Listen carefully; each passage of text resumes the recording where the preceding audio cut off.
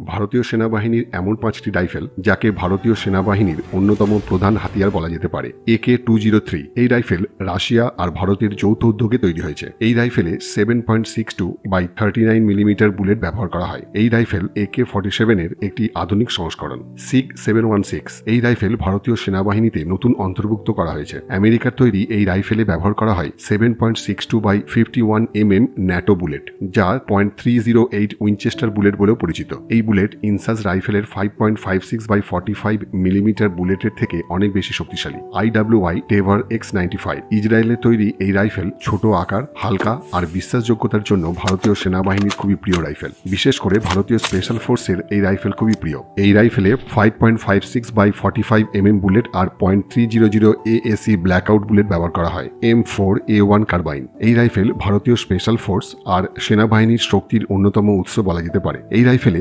.223 Remington bullet ব্যবহার করা হয়। এই রাইফেলের স্ট্যান এজি ম্যাগাজিনের ক্যাপাসিটি 30 রাউন্ড। ইনসাস রাইফেল এই রাইফেল পুরনো হয়ে গেলেও এখনও কিছু কিছু ক্ষেত্রে ভারতীয় সেনা এর ব্যবহার করে। এই রাইফেল 5.56x45 মিলিমিটার বুলেট ব্যবহার করে। ইনসাস রাইফেলের হালকা ওজন ও বিশ্বাসযোগ্যতা একে এখনও ভারতীয় সেনাবাহিনীর ব্যবহারযোগ্য রাইফেল করে রেখেছে।